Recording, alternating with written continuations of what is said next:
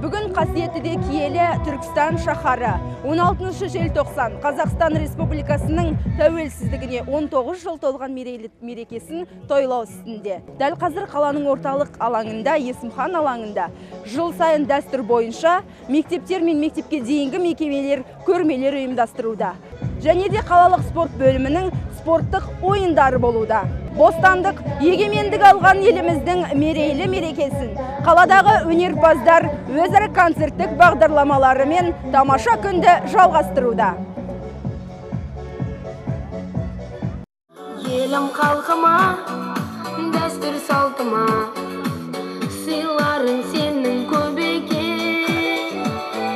Асқар арманға, мейрамнан мейрамға, жете берейік бәріміз. Жердің қанатын, жер су жер жанатын, сарқамдан қалатын, тума жүрек саған саған. Сен жұлдызым жанған, сәлем сәлем арман астана. Сен ойымдай тамған, сәлем сәлем арман Алматы. Кең сарайға өткенде жетісу өген ән қанаты. Бел ормандай сен туған жерім, жер жанатым. Здравствуй, столица, ты вольная птица, это Астана. Здравствуй, Медеу, город тянутся к небу, это Алматы. Здравствуй, земля, здесь шахтерская душа, это Караганда.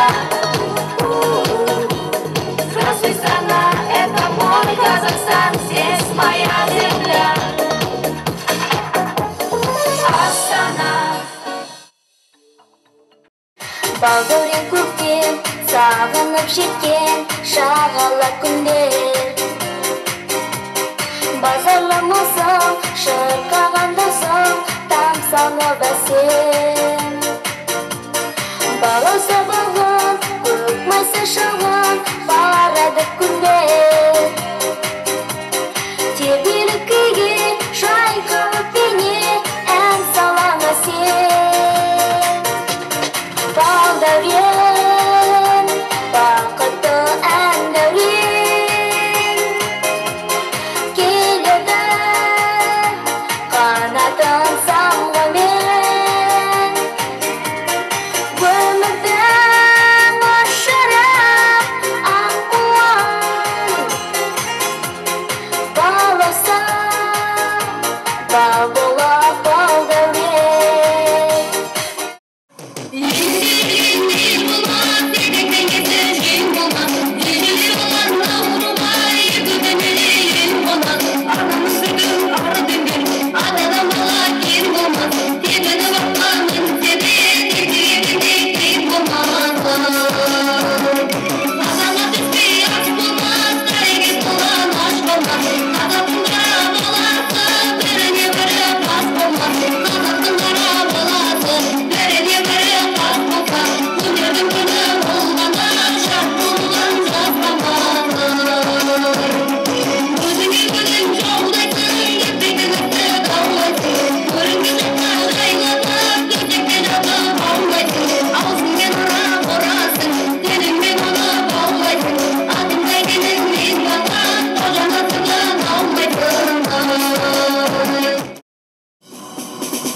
Жақын болдың жайсың ел қазағым, өзірінің айтылсын өзінің. Ана тілдің айдыны асқақтап, болсын қазақтың. Батыр болып ел үшін бастаған, жасымдасын жасықта бастаған. Ашық аспан астында мәртебең, асын бастаған. Жаса Қазақстан, жаса менің қазағым, артта қалды қиындықпен азабым. Жаса Қазақстан, жаса менің бұл елім, атқан таңда ашық болсын ажарым. Жаса Қазақстан, ала жұрттың ардағым, алтын бесік байтақ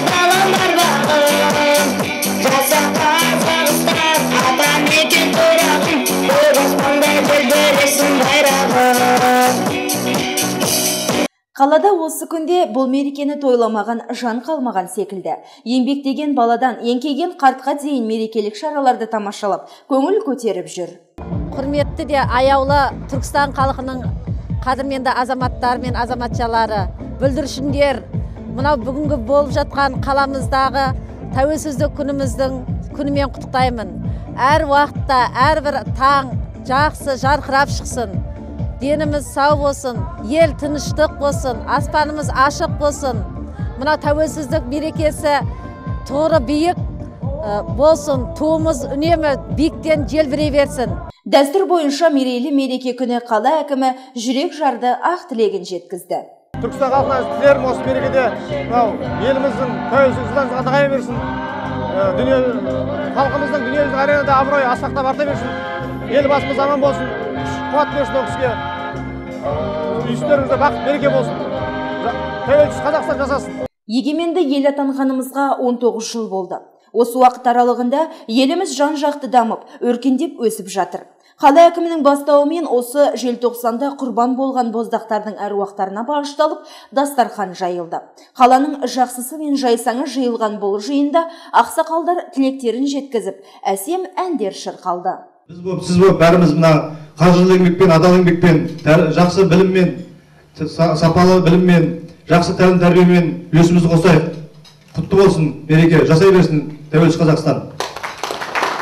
Қаншама азаматтарымыз, қаншама ата-бабаларымыз құрбан болды.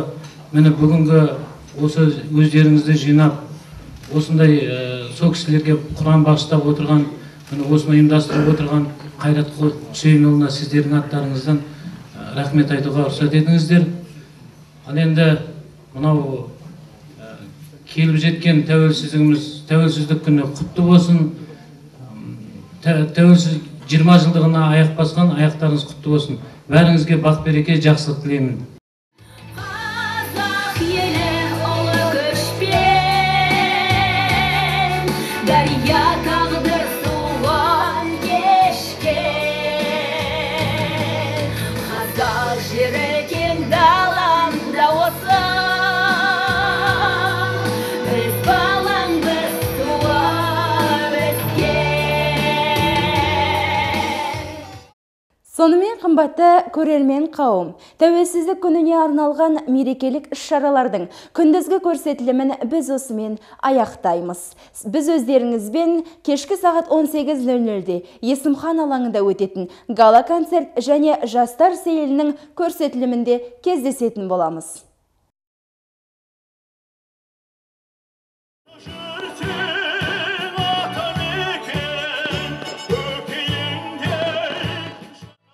Қымбатты көрермен қауым, біз өздеріңізге уәде бергендей, дәл қазір Есімхан алаңындағы кешкі концерттік бағдарламаның түсірілімін бастаймыз. Біз өздеріңізді экранымыздан алыстамаңыздар деп шақырамыз. Тарих үшін тамшыдай өткен мезгіл санаса, бейімделді тез халқым, тіршілікке жаңаша. 16 желтоқсан киелі күн, ұлы күн, жетістігі елімнің ертегідей тамаша. Иә, шын мәнінде сол жылдардағы желтоқсанның ызғары әлі күнге дейін дүйім халықтың көз алдында. Еліміздің егемендігін алу халық үшін оңай болған жоқ. Қаншама ана баласынан жастайынан айырылып қасірет шекті. Бірақ осы күнде сол саңлақтарымыздың жігерлігі, қайсарлығы арқасында біз бейбітшілік орнаған егемен елміз.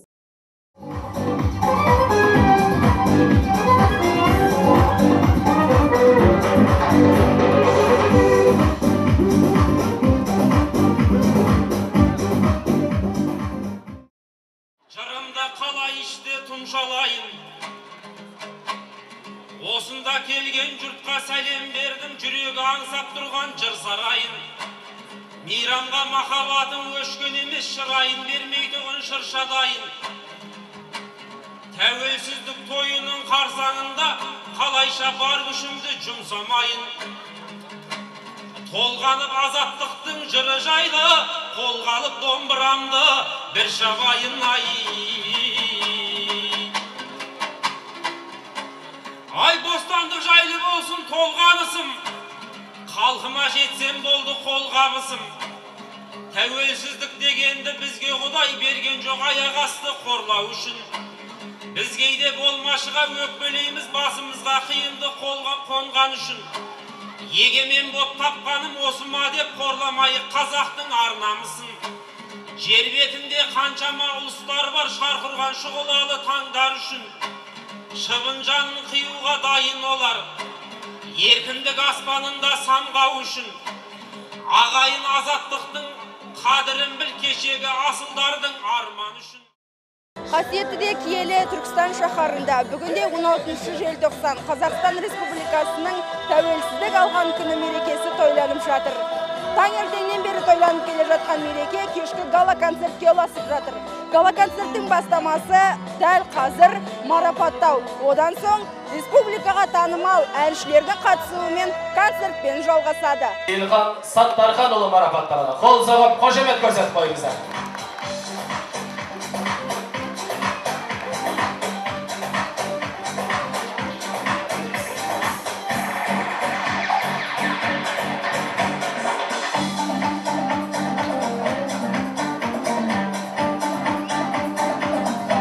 Сондай-ақ оңтүстік Қазақстан облыстық мәслихатының грамотасымен марапатталатындар. Дәрігер невропатолог Халыва Қосмұратова ханым марапатталады.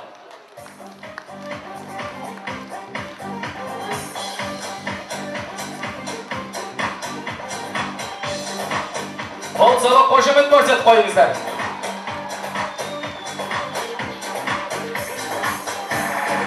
Сондай-ақ Оранғай ауылдық округінің әкімі Ахметова Ділдәгүл Меңлібайқызы марапатталады.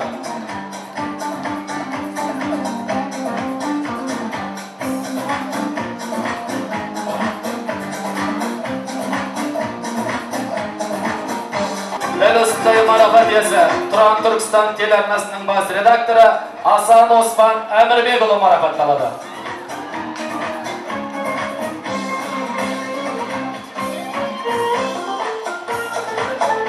Сондай-ақ қала әкімінің алғыс хатымен марапатталатын азаматтар. Қалалық білім бөлімінің әдіскері Батырбекова Ақмарал ханым марапатталады.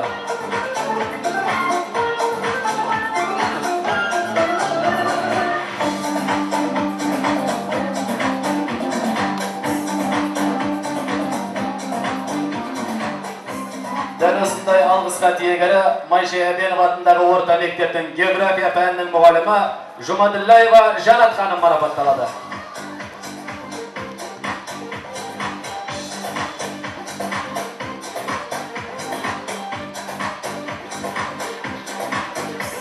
Дәл осындай алғыс хат иегері Сәкен Сейфуллин атындағы орта мектебінің қазақ тілі мен әдебиеті пәнінің мұғалімі Орынбекова Нұржамал ханым марапатталады.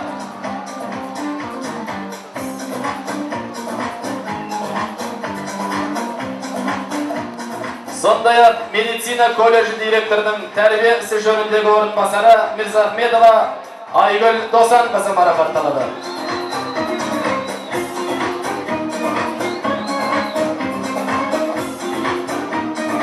Қалалық емхананың лауреаты Чернова Ольга Викторовна марапатталады.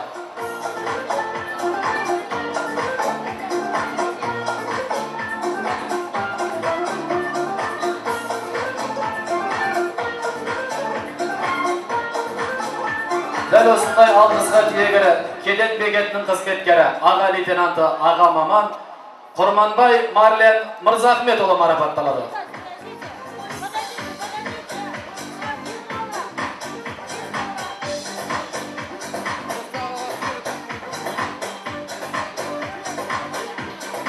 Дәл осындай алғысқа тиегері жұмыспен қамту және әлеуметтік бағдарламалар бөлімінің мекеме бағдарламашысы Нұрбетов Ерлан Абдиханович марапатталады.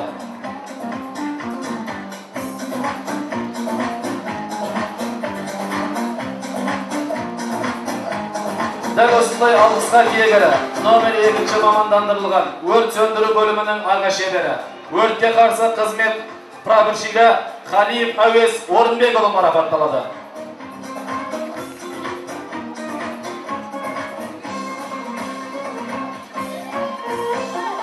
Сондай-ақ Түркістан өнер тарландарымен де әйгілі. Бүгін қуанышты хабардың куәсі болып отырмыз. Қаламыздың айтулы Түркістан қаласының құрметті азаматы, халқымызға танымал айтыскер ақын, Бегар Шойбеков Қазақстан Республикасы тәуелсіздігінің 19 жылдығына орай өткен республикалық айтыста жүлдегер атанып, қанжығасына жеңіл автокөлік байлап келді. Құтты болсын!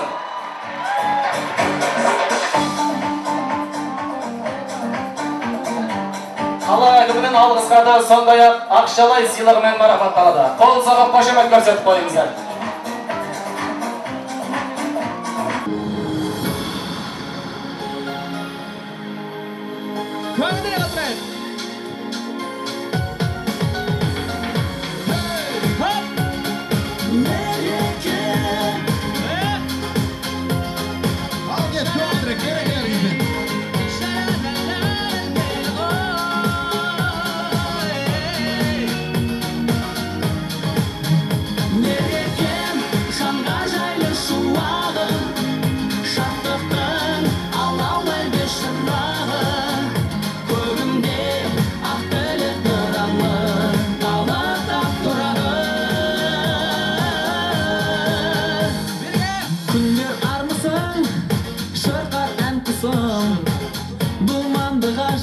Бүгін толқып жүрегім ойнап күлемін теңіздей шалқып шаттығым жаздай жайнаған нұрлы айналам көктемдей жанды балдағам қалқап көркіңем желдей желпінем ақындар жырын арналым мерекем жанға жайлы шуағым шаттықтың алаулай бер шырағы көгімде ақ тілек тұраны қалықтап тұрады мереке жанға жайлы шуағым шаттықтың алаулай бер шырағы көгімде ақ тілек тұраны қалықтап тұрады күттім сағынып келдің тағы да мерейлі менің мерекем елім халқыма дәстүр салтыма сыйларың сенің көп екен асқар арманға мейрамнан мейрамға жете берейік бәріміз нұрлы күндерге мақпал күндерге болайық қуаттағыз мерекем жанға жайлы шуағым шаттықтың алаулай бер шырағы көгімде ақ тілек тұраны қалықтап тұрады мерекем жанға жайлы шуағым шаттықтың алаулай бер шырағы көгімде ақ тілек тұраны қалықтап тұрады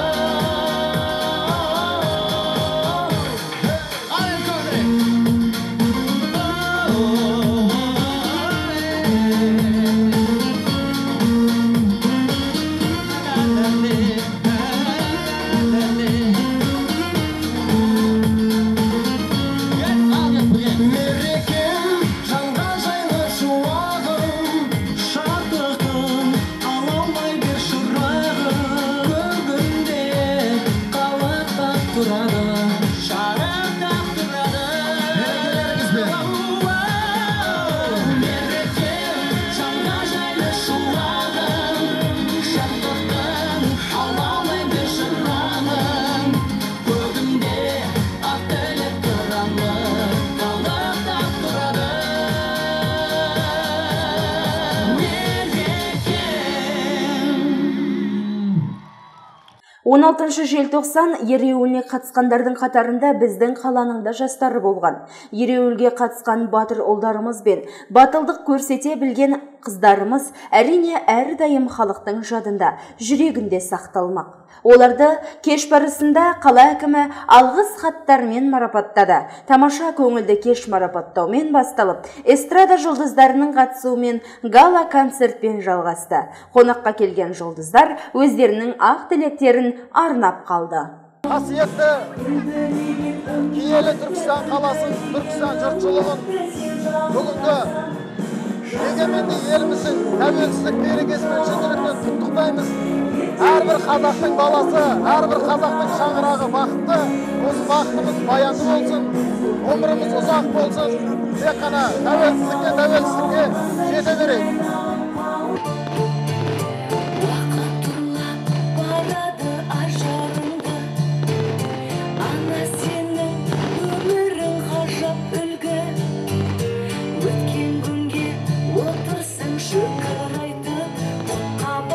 Кешкен мұң азабыңды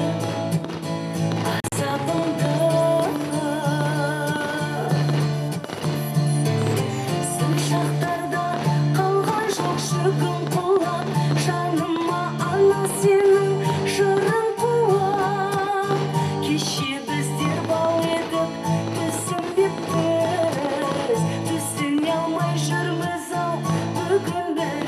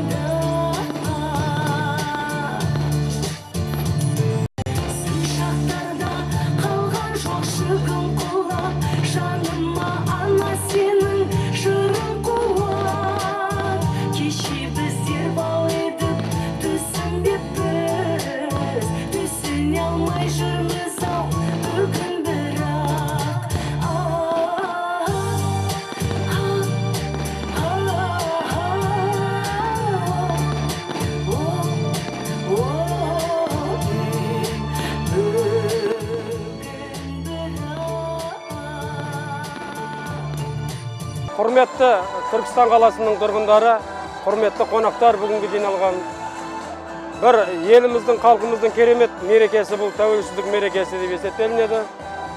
Ал енді жаңа айтып отыр ғой барлық жерде де. Бұл мереке, бұл тәуелсіздік біздің қазақ халқына оңайлықпен келген жоқ. Ғасырлар бойы қанша ұл қыздар, алаштың ұл қыздары қан төгілді, тер төгілді. Ал енді соның әрине ең соңғысы 86 жылғы Алматыда тәуелсіздік алаңында қан төгіліс жастардың осындай тоталитарлық заңға қарсы шығып, сол кездегі совет үкіметіне батыл қарсы шыққан деп есептейміз. Содан кейін әрине 5 жылдан кейін тәуелсіздігімізді алдық. Бұл деген осы уақытқа дейінгі өткен барлық қазақтың билерінің, хандарының, батырларының арқасы деп есептеймін. Ал енді біздің Түркістанның жастары осыны түсіну керек. Осы тәуелсіздігімізді сақтап қалуымыз керек. Нығайта беруіміз керек. Ал енді небәрі 19 жыл болды, әлі біз жас мемлекет болып есептелеміз.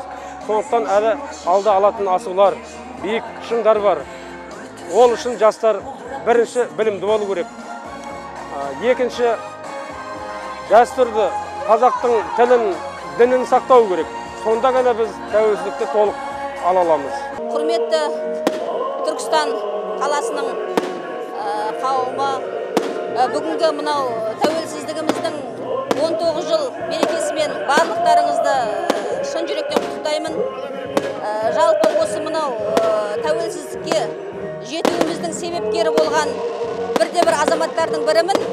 86 жылы мінекей өзіміз осындай студент болғанбыз. Сол кезде дәл осындай күннің болатынына біздің көзіміз жете алмаған болатын. Ал бірақ қазіргі таңда мінекей тәуелсіздігіміздің 19 жылдық мерекесін тойлап отырмыз. Мен енді мына өзімнен кейінгі жастарға тілерім бұндай жаңағы біздің кезіміздегі болған көтерілістер болмасын деймін. Тек мына өмірде бақыт болсын. Мына Қазақстанымыздың келешегі зор болуына мен өзім сенемін.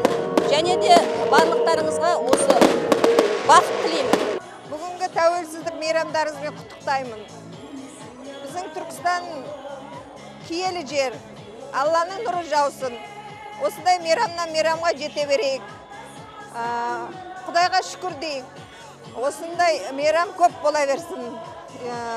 Қала тұрғындары мені көріп тұрсыздар, жақсы мейрам өткізіп атыр.